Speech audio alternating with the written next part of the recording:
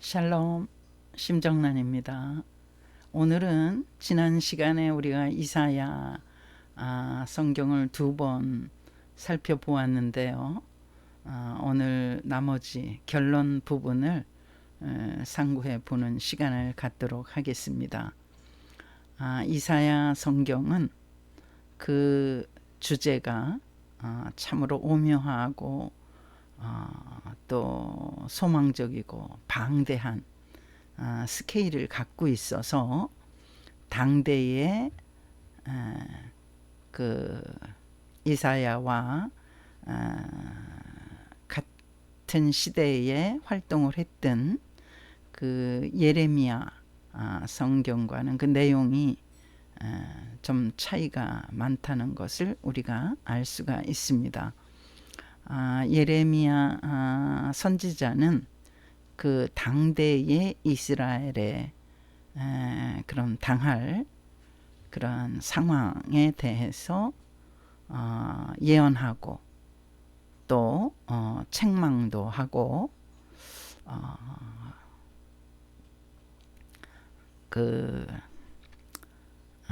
예레미야 52장이 끝인데요.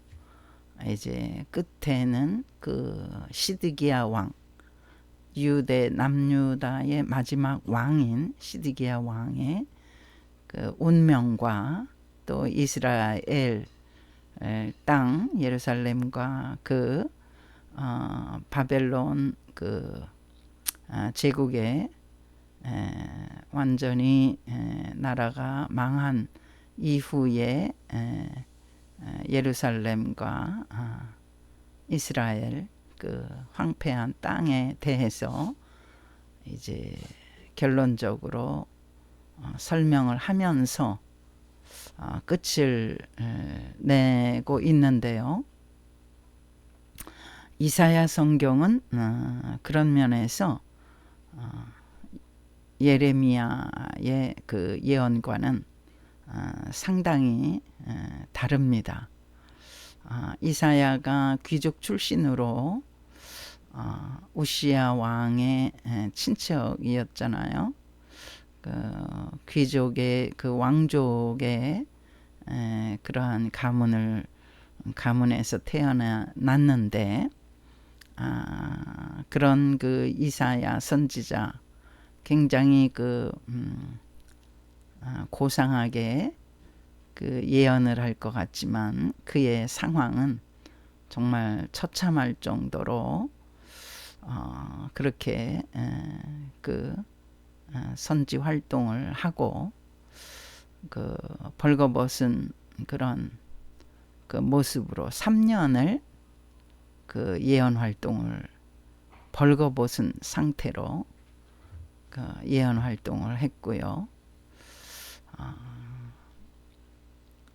또한 그는 정말 그 놀라운 그러한 그 소망적인 메시지를 인류에게 선포하는 내용으로 그 이사야 성경의 마지막 결론 부분은 정말 놀랍고도 신비한 내용입니다.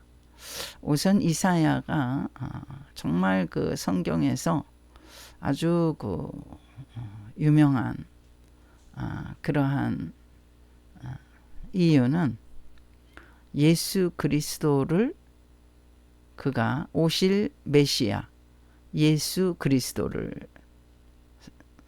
선포했다는 것입니다. 이사야는 이사야 7장 14절에 처녀가 잉태하여 아들을 낳으리니 그 이름을 임마누엘이라 하리라. 그 임마누엘은 God is with us. 하나님이 우리와 함께 계신다. 하나님이 어떻게 우리와 함께 계시냐? 그 예수 그리스도가 인간이 되셔서 사람으로 오셨잖아요. 그래서 우리와 함께 계실 수가 있는 거예요. 하나님은 영이시고 우리와는 너무나 참으로 인간의 성전과는 다른 분이시죠. 그러나 예수 그리스도는 신의 성품을 온전히 완벽하게 갖고 계셨지만은, 그러나 그는 또 육체로 오셨기 때문에 사람들 가운데 계셨고요. 또 실제로 그는 그 육체가 십자가에 달려 죽으셨거든요. 그 이 모든 것은 그 인간의 육체를 가진 분이라야 그런 그 사건이 일어날 수 있지 않습니까? 그래서 이제 그 요셉의 그 꿈에 천사가 나타나서 그 마리아가 이제 성령으로 잉태되어 그 아들을 낳으리니 그 아들을 임마누엘이라 하라, 또 예수라 하라, 이렇게 이름을 가르쳐 주셨죠. 그리고 그는 자기 백성을 저희 죄악에서 구원할 자시다, 이렇게 말씀을 천사가 고지해 주셨잖아요. 그런대로 그대로 예수님께서는 그 마리아의 육체를 통해서 인간의 모습으로 오셨지만은 그분은 하나님이시다. 그래서 하나님이 우리와 함께 계신다, 임마누엘이라 하리라. 그리고 또 그의 출신은 이새의 뿌리에서 그 한 줄기가 이제 나오는데, 이새는 다윗의 아버지였잖아요. 그래서 다윗 자손으로 예수님이 오실 것을 이사야 성경 11장에 또 예언을 하고 있습니다. 그래서 이 놀라운 사실을 그 귀신들은 너무나 잘 알고 있는 거예요. 그래서 예수님을 부를 때, 예수님이 이제 이 땅에서 많은 병자들을 고치시고 또 귀신들을 쫓아내 주시고 그렇게 사역을 하셨는데, 그때에도 귀신들이 예수님을 먼저 알아봤죠. 제자들이나 그 무리들은 예수님을 정작 따르면서도 의심하고 믿지 않고 또 흩어지고 그러기를 반복했는데, 귀신들은 예수님을 너무 잘 알아본 거예요. 영적인 영물이기 때문에 그들은. 그래서 예수님께 소리치죠. 다윗의 자손 예수여, 어찌하여 우리를 괴롭히려 오셨나이까. 그러니까 예수 그리스도의 존재 자체가 귀신들을 괴롭히는, 귀신들을 내어 쫓는 그러한 사역을 하시는 것을 의미하는 것입니다. 우리가 참 이 광명한 세상에 뭐 사탄의 얘기를 한다든가 또 귀신들의 얘기를 하는 거에 대해서 참 불편하실 수도 있고 또 어리석게 생각하시는 분도 있으시겠지만, 분명한 사실은 사탄도 존재하고 사탄의 졸개들인 그 귀신들도 존재한다는 사실을 우리는 그 믿어야 합니다. 그래서 예수님께서는 그 요한일서 3장 8절에 하나님의 아들 예수 그리스도가 나타나신 것은 하나님의 사탄의 일을 멸하려 하심이라. 하나님의 아들이신 예수 그리스도께서 이 세상에 오신 것은 사탄의 일을 멸하려 하심이라.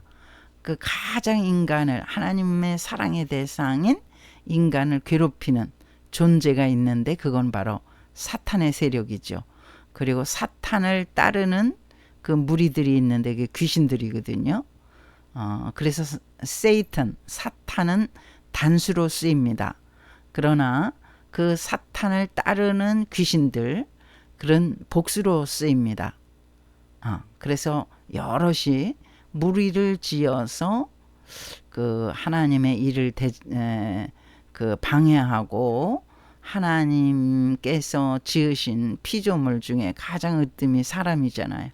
사람들을 괴롭히고 하나님을 떠나게 만들고, 믿음 생활에서 떠나게 만들고, 그런 아주 방해 공작을 하는 존재가 바로 사탄과 그 졸개들입니다. 그 귀신들입니다. 그런 존재를 확실하게 우리가 알 때에 우리의 삶의 이상한 일들, 우리의 삶에 정말 우리가 이해할 수 없는 일들이 생겼을 때 해석을 할 수가 있고, 우리의 믿음을 지킬 수가 있습니다. 요동치 않고 우리가 주님을 바라볼 수가 있고, 또 예배 생활, 기도 생활 할 수가 있다는 것을 여러분이 유념하시기 바랍니다. 제가 이제 이사야 14장 한번 읽어드리겠습니다. 이사야 14장은 아주 유명한 그 사탄에 대해서 설명한 내용이 잠깐 나오는데요. 한번 제가 사탄에 대해서 설명한 내용을 이사야 14장 12절부터 한번 읽어드리겠습니다. 너 아침의 아들 계명성이여, 어찌 그리 하늘에서 떨어졌으며, 너 열국을 엎은 자여, 어찌 그리 땅에 찍혔는고.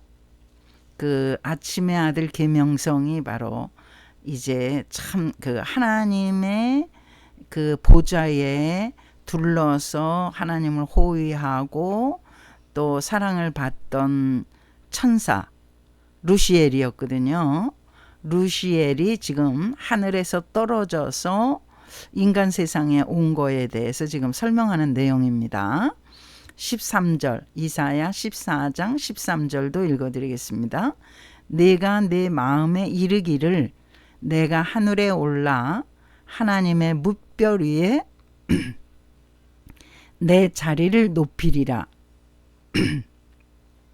죄송합니다. 내가 북극 지폐에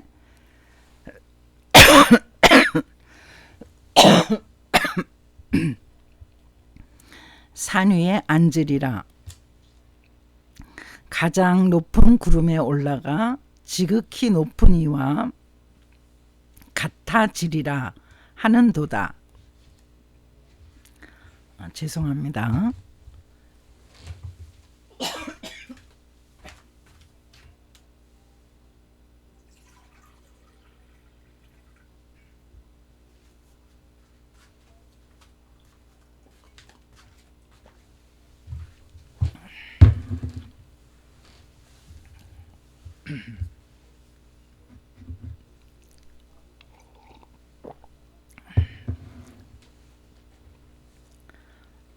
15절을 또 읽어드리겠습니다. 그러나 이제 내가 수월 곧 구덩이 맨 밑에 떨어짐을 당하리로다. 사탄의 이제 마지막 운명을 예언한 거죠. 너를 보는 이가 주목하여 너를 자세히 살펴보며 말하기를 이 사람이 땅을 진동시키며 열국을 놀라게 하며 세계를 황무하게 하며 성읍을 파괴하며 그에게 사로잡힌 자들을 집으로 놓아 보내지 아니하던 자가 아니냐 하리로다.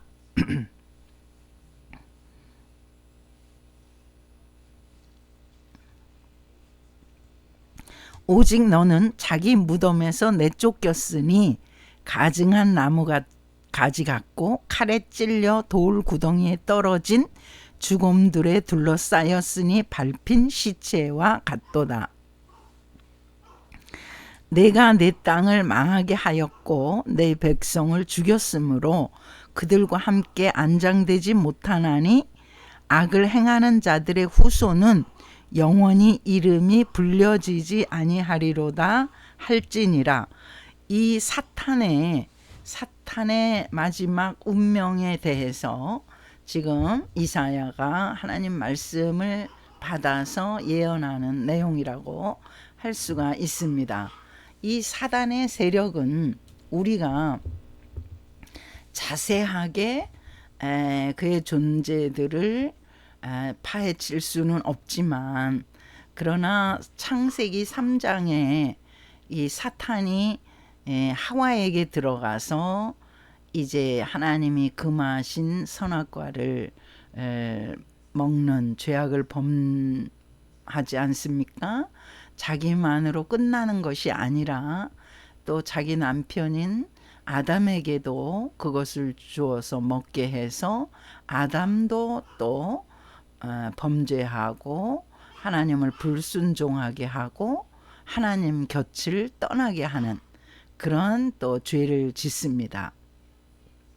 이렇게 이 그 사탄이 하는 역할은 한 사람으로 그치지 않고 한 사람으로 시작하지만 그 주변을 모두 다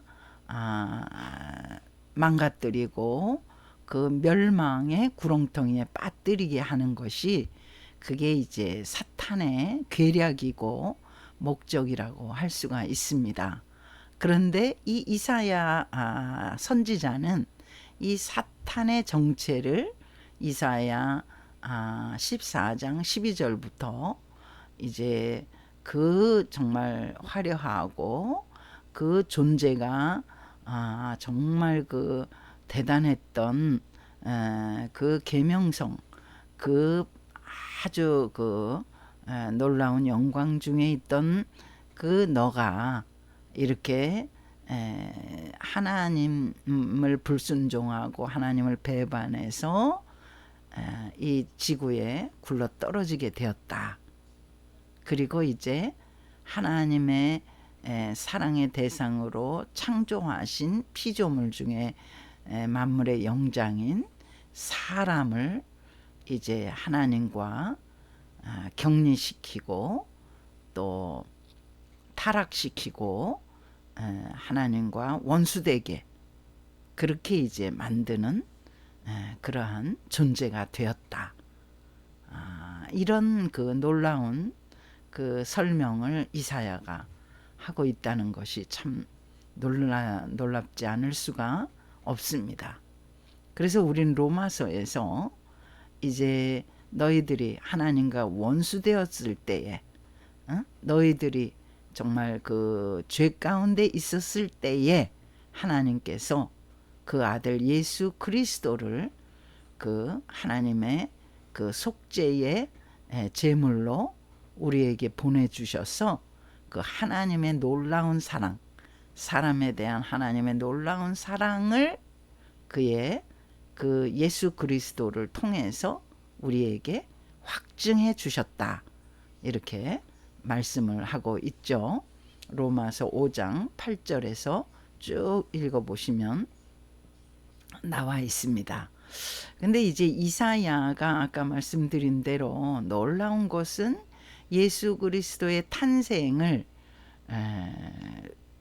예언하고 있다는 것이죠. 뿐만 아니라 예수님의 탄생뿐만 아니라 예수님의 그 사역도 그가 자세하게 설명하고 있는 것을 볼 수가 있습니다. 그 이사야 53장 5절을 보시면요, 그가 찔림은 우리의 허물을 인함이요 그가 상함은 우리의 죄악을 인함이라. 그가 징계를 받음으로 우리가 평화를 누리고 그가 채찍에 맞음으로 우리는 나음을 입었도다. 우리는 다 양 같아서 그를 행하여 각기 제 길로 갔거늘 여호와께서는 우리의 무리의 죄악을 그에게 다 담당시키셨도다. 그러니까 인간의 모든 죄악을 예수님께 다 전가를 시키셔서 십자가에 달려 죽게 하셨다. 누구든지 십자가를 바라보는 자들은 부활의 그 축복을 받게 되고 완전히 새로운 피조물로 살게 되는 그런 영광스러운 그런 그 하나님의 축복의 대상이 된다는 것을 말씀해 주고 계십니다. 예수님께서는 이 땅에 대우를 받으러 섬김을 받으러 오신 게 아니라 오히려 섬기려 오셨고 많은 사람들, 인류의 대속물로 자기 생명을 주려 오셨다고 말씀하셨습니다. 예수님이 인류를 진단하신 결론이 뭡니까? 인간 사회는 다 병들었다. 병들어서 이제 병든 사람은 어떻게 됩니까? 죽음뿐이 없지 않아요? 운명이 이제 죽을 운명이죠. 예수님이 인간을 진단하실 때 모두 다 이제 죽음을 맞이할 수밖에 없는 병든 자들이다. 그 예수님이 병든 자에게 의원이 되러 오셨다. 건강한 자에게는 의사가 쓸데없지만 병든 자에게는 의사가 쓸데있지 않느냐. 나는 병든 자를 구원하러 오셨다. 근데 건강한 사람이 인류 사회에 있습니까? 한 사람도 없다고 말씀하시는 거예요. 모든 사람, everyone, 모든 사람이 죄를 범하였음에 하나님의 영광에 이르지 못하더니, 모든 사람이 다 죄의 병에 들어서 의사가 필요한데 의사가 한 사람도 고칠 수가 없는 거예요. 왜? 진정한 의사가 없기 때문에. 그래서 예수님은 의사로 이 땅에 오셔서 병든 자를 고쳐주시고 우리의 영혼을 구원하시고 이 땅에 살면서 하나님의 영광을 위해서 살게 하시고, 또 아담의 범죄로 인해서 한 번 죽는 것은 사람에게 결정된 것인데 그 후에는 또 다른 삶이 있다고 말씀하시는 거예요. 그 삶은 바로 죽음 이후의 삶인데 육체의 죽음을 의미하는 거죠. 심판이 있으리니 심판을 피해갈 사람은 아무도 없습니다. 오직 예수 그리스도를 영접해서 하나님의 자녀로 인침을 받은 자만이 이 심판을 면제받을 수가 있습니다. 계시록 20장에는 백보자 심판이 나오잖아요. 모든 사람들이 다 심판을 받으려고 이 백보자 앞에 늘어서 있는데, 제가 한번 계시록 20장을 한번 읽어 드리겠습니다. 계시록 20장에 백보자 심판에 대해서 본문을 한번 읽어 드리도록 하겠습니다. 또 내가 크고 흰 보좌와 그 위에 앉으신 이를 보니 땅과 하늘이 그 앞에서 피하여 간데 없더라. 또 내가 보니 죽은 자들이 큰 자나 작은 자나 그 보좌 앞에 서 있는데 책들이 펴 있고 또 다른 책이 펴졌으니 곧 생명책이라. 죽은 자들이 자기 행위를 따라 책들에 기록된 대로 심판을 받으니 바다가 그 가운데에서 죽은 자들을 내주고 또 사망과 음부도 그 가운데에서 죽은 자들을 내주매 각 사람이 자기의 행위대로 심판을 받고 사망과 음부도 불못에 던져지니 이것은 둘째 사망 곧 불못이라. 누구든지 생명책에 기록되지 못한 자는 불못에 던져지더라. 이제 생명책과 행위책이 있다고 말씀하는 거잖아요. 백보자 앞에서 심판받기 위해서. 그래서 누구든지 그 행위대로 심판을 받게 되는데 사망과 음부도 다 불못에 던져지니 이것은 둘째 사망 곧 불못이라. 그러니까 육체의 죽음을 맞은 자들이 육체로 끝나는 게 아니라 육체의 죽음으로 우리는 끝난다고 생각하는 분들이 많잖아요. 근데 이제 두 번째 심판, 둘째 사망이 기다리고 있는데 그것은 바로 우리의 행위로, 우리의 일생 동안에 우리의 행위로 이제 심판을 받게 되는 겁니다. 여러분, 그러면 인류가 얼마나 많이 명멸이 됐었는데 그 한 사람 한 사람은 어떻게 하나님이 다 기억하시고 그 행위책에 기록이 돼 있는 그 행위대로 심판을 받겠습니까? 또 이렇게 의욕을 갖고 있는 사람도 있지 않겠어요? 그런데 보십시오.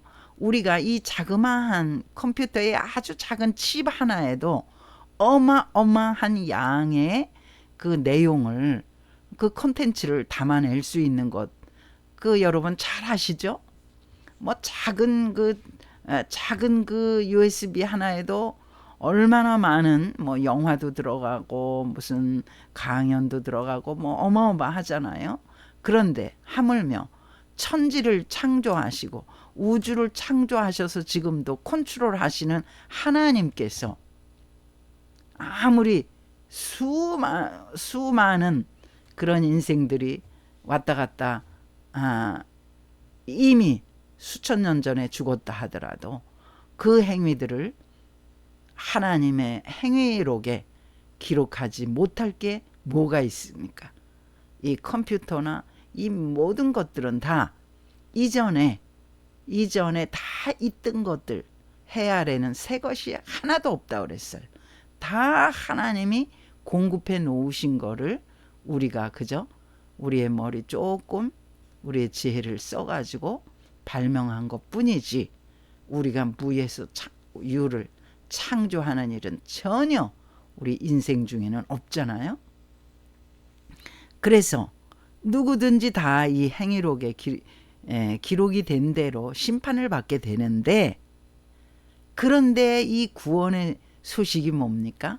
바로 누구든지 생명책에 기록되지 못한 자는 불못에 던져지더라. 이 생명책, 행위책이 아니라 이 생명책에 기록된 그런 리스트가 있는데, 이 생명책에 기록된 그 기록될 수 있는 유일한 조건은 뭡니까?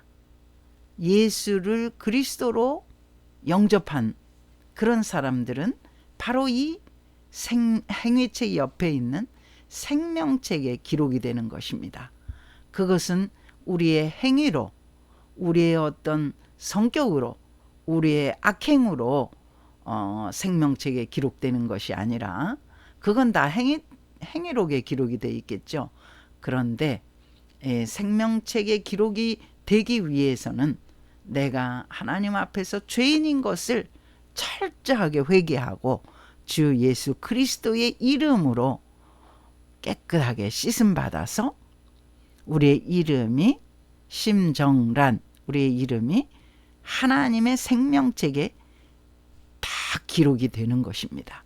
그럴 때 우리가 이 땅에서 죽음을 맞이하더라도 두 번째 사망에 이르지 않는다는 것입니다. 그래서 누구든지 생명책에 기록되지 못한 자는 불못에 던져지더라. 불못이 둘째 사망이에요. 이 불못은 타서 없어지는 곳이 아닙니다. 구더기도 죽지 않는 곳이라고 그랬잖아요. 계속적으로 불타고 있는데도 사라지지가 않는 거예요. 그러니 그 고통이 얼마나 어마어마한 것이겠습니까? 그래서 예수님께서 내 백체 중에 하나가 찢겨지더라도 지옥에 가지 않고 구원을 받는 것이 복되다고 주님께서 말씀하신 거예요. 우리가 얼른 우리의 행위를, 우리의 잘못된 행실을 주님 앞에 고백하고 회개하고 예수님의 이름으로 깨끗하게 씻음받고 주의 말씀, 생명의 말씀으로 깨끗하게 씻음받아서 생명록에 기록이 되기를 위해서 여러분들이 할 수 있는 일은 바로 하나님 앞에 우리의 죄악을 이실직고하고 하나님의 자녀로 이 땅에서 살아가는 것입니다. 천국을 바라보며 살아가는 것입니다. 예전의 생활로 돌아가는 것이 아니라 앞으로 향해서 믿음으로 전진하는 것입니다. 이사야 이제 마지막 부분을 우리가 결론 부분을 생각해 보면서 지금 말씀을 드리고 있는데, 이사야는 그 정말 이스라엘이 멸망해 가는 이 와중에서도 그가 소망스러운 메시지를 전하는 것은 바로 예수 그리스도가 생명의 주 구원자가 이 땅에 오셔서 결국은 인류의 모든 잘못된 부분들을 고치고 또 구원하실 것을 예언했기 때문에 소망스러운 메시지라고 할 수가 있습니다. 이사야 60장을 보시면요, 일어나라, 빛을 발하라, 이는 내 빛이 이르렀고 여호와의 영광이 내 위에 임하였음이니라. 이거는 이스라엘 백성, 지금 망해서 바벨론으로 끌려가고 온 천지의 포로로 끌려가는 이스라엘 백성에게 향해서 하나님께서 이사야를 통해서 말씀을 주시는 것 같지만 강론적으로는 그렇게 말씀드릴 수 있지만 바로 예수님에 대한 예언이죠. 예수님께서 이제 빛으로 오신 예수님께서 이 땅에 빛을 발하시고 하나님의 영광을 이제 나타내실 것을 이렇게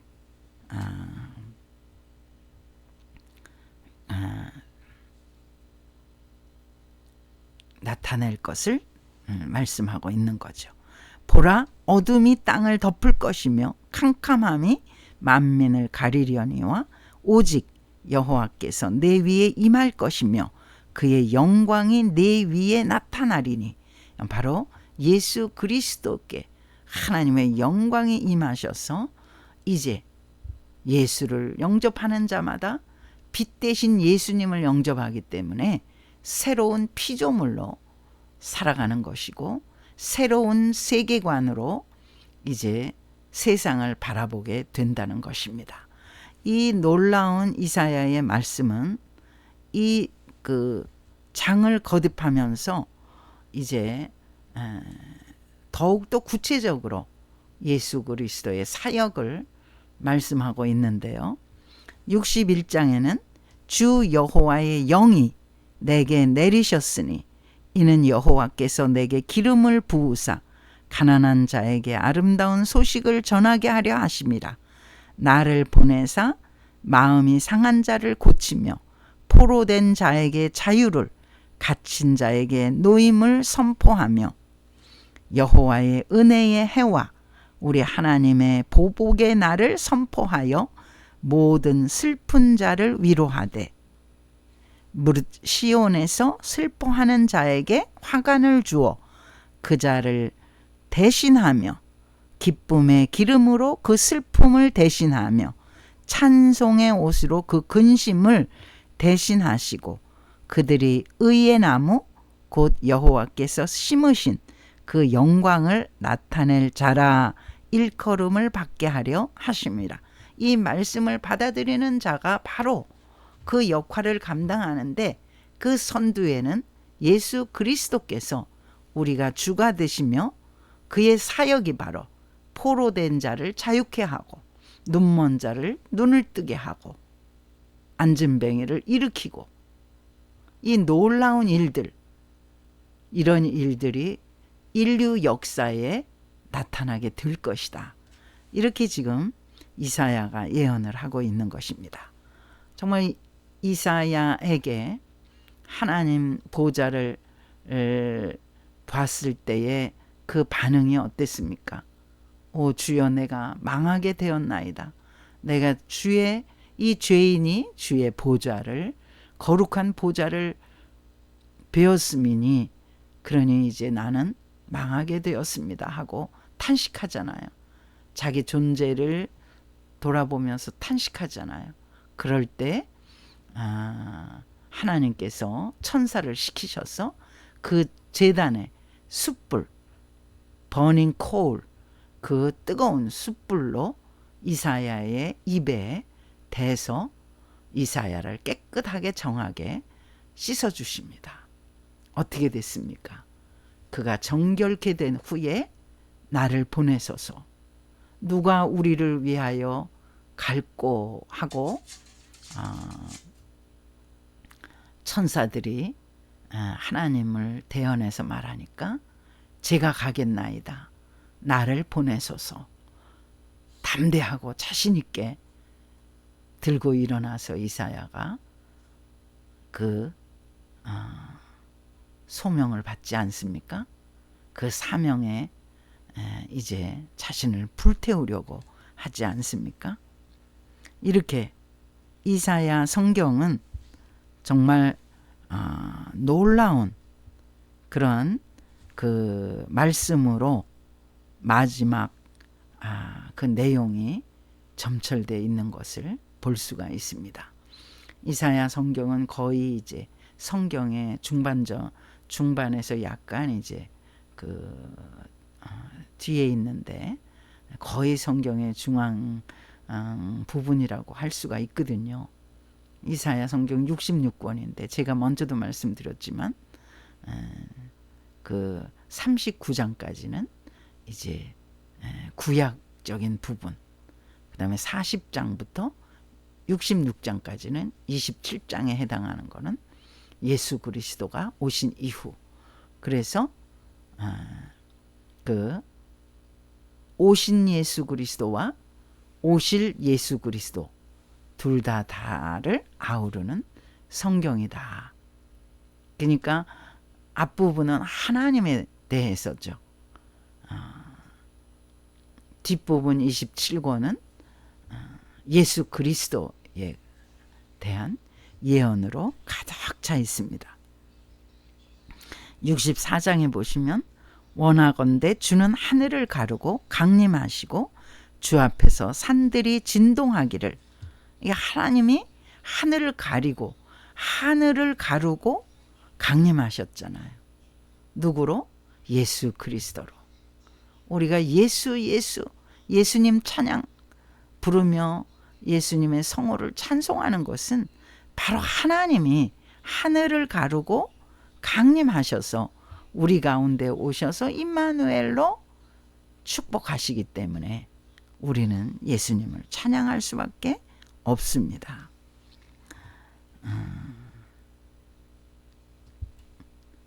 65장 1절에도요.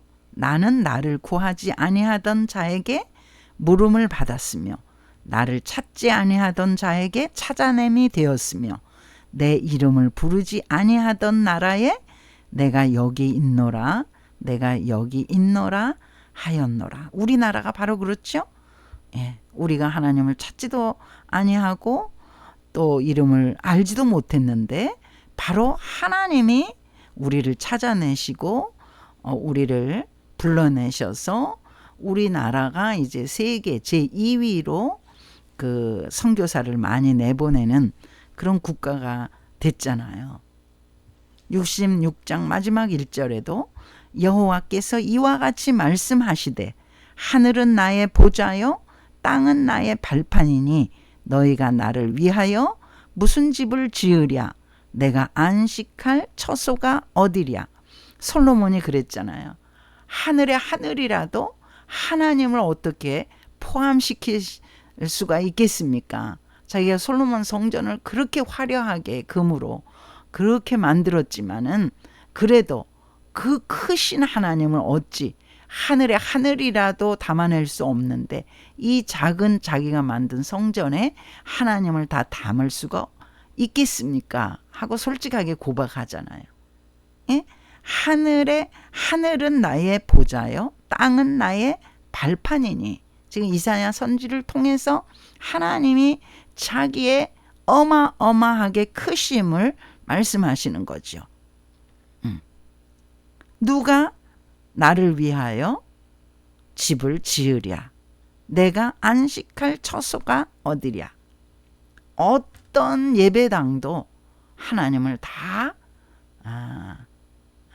담아둘 수가 없죠. 포함시킬 수가 없죠.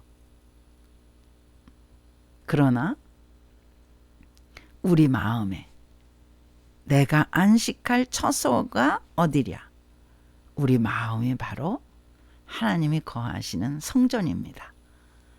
이 마음은 하늘과 땅만큼 우리의 마음이 깊고 넓고 충만하다는 뜻입니다. 하나님을 담을 수가 있는 그러한 세상이 바로 우리의 마음입니다. 하나님이 그렇게 창조하셨죠. 우리의 마음을 활짝 여서서 하나님을 받아들이시고 하나님이 보내신 우리와 함께 영원히 같이 사시려고 보내신 예수 그리스도를 나의 구세주로 영접한다면 우리는 바로 내가 안식할 처소가 어디랴? 바로 제 마음입니다. 제 마음에 좌정하셔서 영원히 동고동락하옵소서. 우리가 고백해야 되겠죠. 예수님이 오늘도 우리의 마음을 두드리시는 거예요. 볼지어다 내가 문 밖에 서서 두드리노니 누구든지 문을 열면 내가 그에게로 들어가서 그는 나로 더불어 먹고 나는 그로 더불어 먹으리라. 우리 예수님이 들어오셔서 우리와 동거동락 하시겠다고 요한계시록 3장 20절에 말씀하시는 것입니다. 이 작은 마음이지만 여러분이 그 마음을 족쇄로 잠가 놓으면 이 마음의 문의 밖에는 고리가 없다고 그러잖아요. 안에서 우리가 문을 열어야 주님이 들어오셔서 우리와 더불어 동거동락 하시는 것입니다. 문제가 있으신가요? 뭐가 안 풀리시나요? 그것은 예수님과 동거동락하지 않기 때문입니다. 예수님을 배격하기 때문입니다.